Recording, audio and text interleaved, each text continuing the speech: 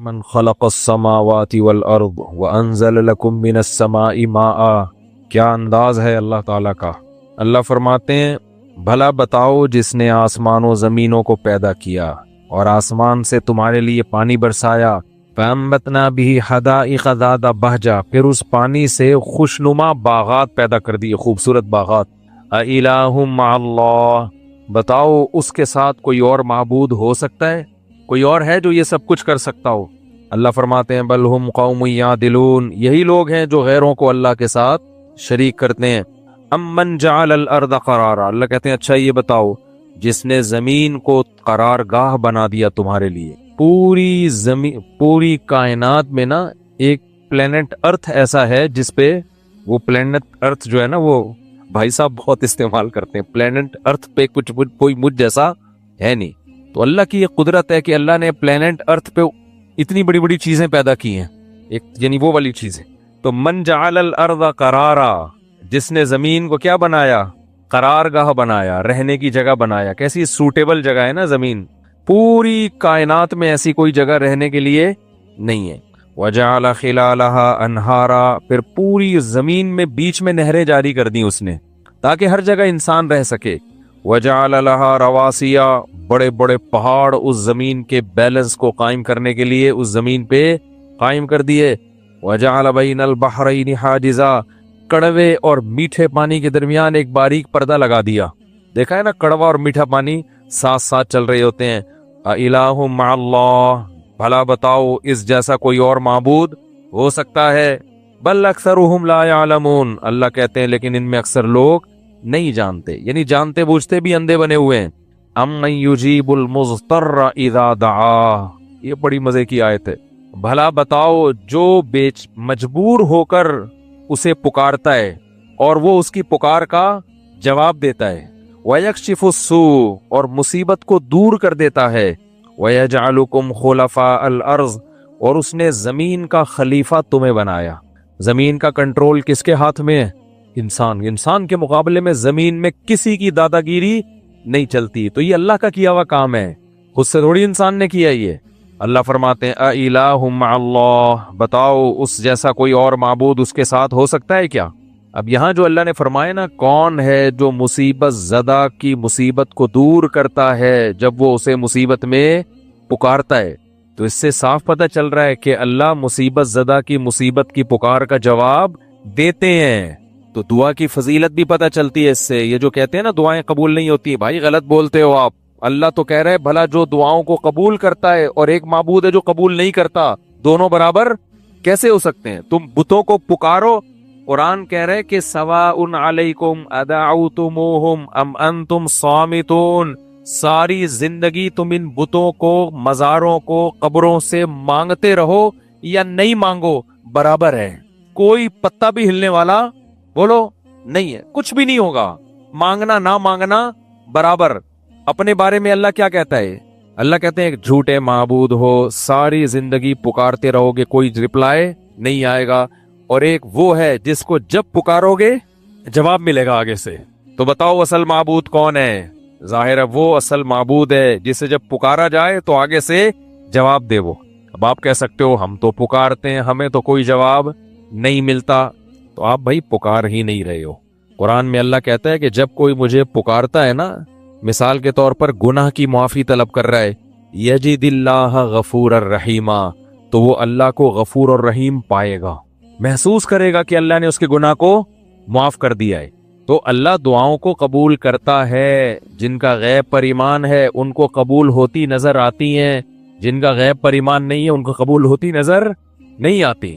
کیسے قبول کرتا ہے اس پر میں پیچھے انبیاء کے واقعات میں یہ بات گزر چکی ہے, اس کو میں ریپیٹ نہیں کروں گا. آگے اللہ فرماتے ہیں امن یہدیکم فی ظلمات البر والبحر. تم جب لمبے لمبے سفروں میں نکلتے ہو, پہلے زمانے میں تو گوگل میپ تھا ہی نہیں, پوری دنیا کیسے آباد ہو گئی, تجارتی سفر کیسے ہو گئے. اللہ نے آسمان میں ستارے بنا دیے, ان کی ایک اینگل کر دیا ان کا. ان ستاروں کی مدد سے سمندر کے لمبے لمبے سفر کیے انسانوں نے. صحراؤں میں بھی, آپ کو پتا ہے صحرا میں جانے کے بعد گم, کچھ پتہ نہیں چلتا, ادھر جانا ہے ادھر جانا ہے, ادھر جانا ہے ادھر جانا ہے. ایسا ستاروں کا نظام بنایا ہے نا اللہ تعالیٰ نے. صدیوں سے انسان انہی ستاروں کی ڈائریکشن کے ذریعے تعین کرتا تھا کہ کدھر کو جانا ہے میں نے. تو اللہ کہتے ہیں بھلا وہ ذات جس نے تمہیں سمندر اور خشکی کے اندھیروں میں راستے بتائے. دوسرے مقام پر آتا ہے کس کے ذریعے؟ ستاروں کے ذریعے. اور وَمَن يُرْسِلُ الرِّيَاحَ بُشْرًا بَيْنَ يَدَيْ رَحْمَتِهِ، جب مایوس ہو جاتے ہو پانی ختم ہو گیا تو وہ پانی برسانے سے پہلے ہوائیں بھیجتا ہے جو تمہیں خوشخبری دیتی ہیں کہ اب بارش برسنے والی ہے. اَإِلَٰهٌ مَّعَ اللَّهِ، بتاؤ اس کے ساتھ کوئی اور معبود ہو سکتا ہے کیا؟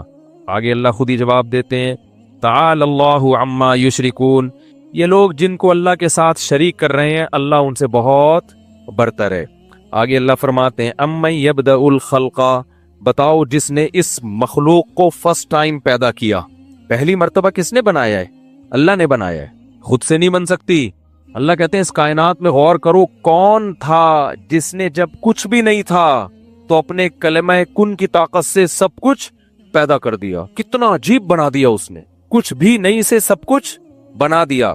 من یبدأ الخلق ثم یعیدہ، پھر وہی اس کو دوبارہ بھی پیدا کرے گا. یہ چیز اللہ کہیں چھوڑتے نہیں ہے. جہاں اللہ بتاتے ہیں نا میں نے پیدا کیا، اللہ وہاں ضرور بتاتے ہیں دوبارہ بھی پیدا کروں گا، کیونکہ سارا مسئلہ کس کا ہے؟ دوبارہ پیدا ہونے کو نہیں مانتے. اس کو تو سب مانتے ہیں پہلی دفعہ اللہ نے بنا دیا، دوبارہ میں آ کے گڑبڑ کرتے ہیں. تو اللہ نے فرمایا یعیدہ، دوبارہ بھی وہ کیا کرے گا؟ اس کا اعادہ کرے گا، دوبارہ پیدا کرے گا تمہیں.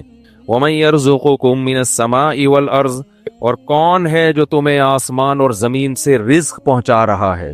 آسمانوں سے پانی برستا ہے، طرح طرح کے نباتات پیدا ہوتے ہیں، زمین سے بھی. ایک ایسا بہترین سائیکل ہے جس سے ہمیں کھانے کو ملتا ہے.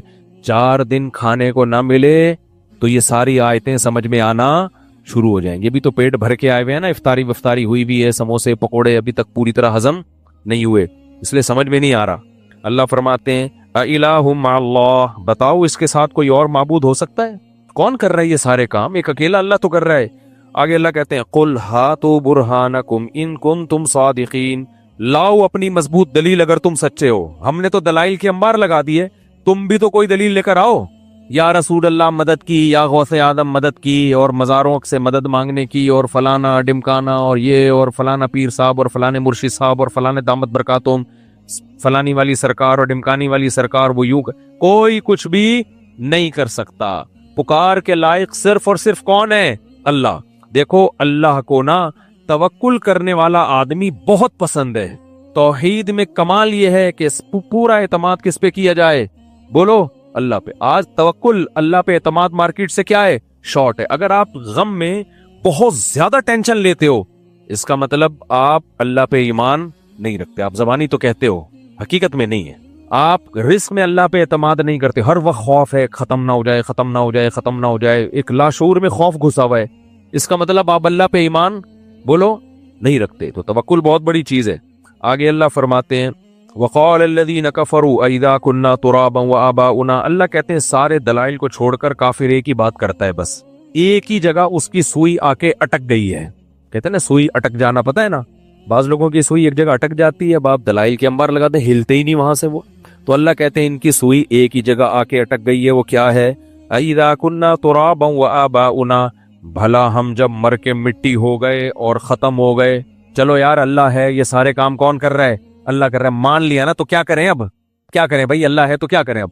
بھائی اب اس کی اطاعت کرو، اس کی فرما برداری کرو، زنا چھوڑو، شراب چھوڑو، سود چھوڑو، بد نظری چھوڑو، 5 وقت نماز کی پابندی کرو، ماں باپ کی اطاعت کرو. 20 احکام ہیں، کیوں کریں بھائی اتنی ٹینشن؟ آخرت میں حساب و کتاب ہوگا.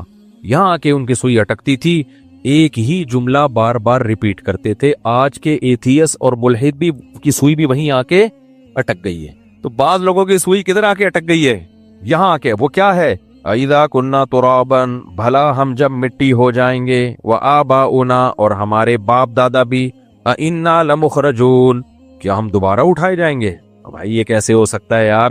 کیڑے ویڑے لاشوں کو کھا کے ختم کر دیتے ہیں. ایک ایک قبر میں 100 مردے دفن ہو رہے ہیں. مردوں کی بوٹی آپس میں کیا ہو جاتی ہیں؟ مکس. بہت سے مردوں کو جنگلی درندے کھا لیتے ہیں، کتے بلے کھا لیتے ہیں، کسی کو جلا کے راکھ کر دیا جاتا ہے. جب مر کے ختم، دوبارہ کیسے زندگی ہو گئی؟ پھر کہتے تھے لقد وعدنا هذا نحن، ارے بھائی اس طرح کے وعدے ہم سے بھی کیے گئے ہیں، وآباؤنا، ہمارے باپ دادوں سے بھی کیے گئے ہیں. नूह अलैहिस्सलाम ने भी यही वादे किए थे, कौम आद और कौम समूद से भी ये वादे किए गए, मूसा ने भी ये वादे किए, ईसा ने भी ये वादे किए। इन हादा इल्ला असातीरुल अव्वलीन, पुराने लोगों की कहानियां हैं, ये किस्से हैं। लोगों को मोटिवेट करने के लिए इस किस्म की बातें मजहबी स्कॉलर्स हमेशा से करते आ रहे हैं। इससे ज्यादा इसकी कोई वैल्यू, अबे भाई मुंह से जुमला मुकम्मल कर लिया करो, मैं कोई वैल्यू नहीं है। असातीरुल अव्वलीन, कहानियां हैं लिखी हुई, कहानियां। जैसे होते हैं ना दादी नानियां कहानियां सुनाती हैं, चांद पे जो है ना वो गुड्डा रहता है, गुड़िया रहती है, तो मोटिवेट करने के लिए ना दादियां क्यों कहानी सुनाती थी मुझे समझ में नहीं आता था, ये दादी चांद पे गुड्डा गुड़िया की कहानी। अब पता चला मोटिवेट करने के लिए, ताकि हमें चांद पे जाने का शौक पैदा हो। तो किसी ने कहा कि इंडिया चांद पर उतर आया है। जब इलेक्शन हुए थे ना, जो सिस्टम के तहत जो इलेक्शन, तो कहा था इंडिया चांद पे उतर आया है और पाकिस्तान पन पे उतर आया है। पन से पहले आप वो लफ्ज खुद लगा ले। इंडिया किस पे उतर आया है? चांद पर उतर आया है। और इस इलेक्शन में पाकिस्तान, आगे डैश लगा के, मैं वो लफ्ज नहीं बोल सकता ना, मस्जिद है, पाकिस्तान पन पे उतर है। ठीक, लेकिन एक बात बताऊं, इंडिया जितना पाकिस्तान डैश आगे पन पे उतर आया है ना, इंडिया इससे डबल पन पे उतरा हुआ है अकलियतों के लिए। जो मुसलमानों की इंडिया ने वाट लगाई हुई है ना, वहां पे जो कारोबार छीना जा रहा है मुसलमानों से, मस्जिदें तोड़ी जा रही हैं, बहुत जुल्म हो रहा है वहां पे। तो इसलिए पाकिस्तान और इंडिया को कंपेयर ना किया करो आपस में। इंडिया बहुत जालिम है। जो मौजूदा गवर्नमेंट की बात कर रहा हूं, एज ए स्टेट की बात नहीं कर रहा, मौजूदा गवर्नमेंट वो बहुत जालिम है। खैर, तो अल्लाह, वो मुशरिकीन क्या कहते हैं, ये भाई हमसे वादे किए गए हैं, इन हादा इल्ला असातीरुल अव्वलीन, पुराने लोगों की कहानियां हैं। अल्लाह कहते हैं वला तहज़न अलैहिम, नबी को बड़ा गम होता था ये बातें सुन के। अल्लाह ने कहा गम ना करें और अपने सीने को तंग ना करें, तंग ना करें। हर दौर में इस तरह की बातें पैगंबरों के साथ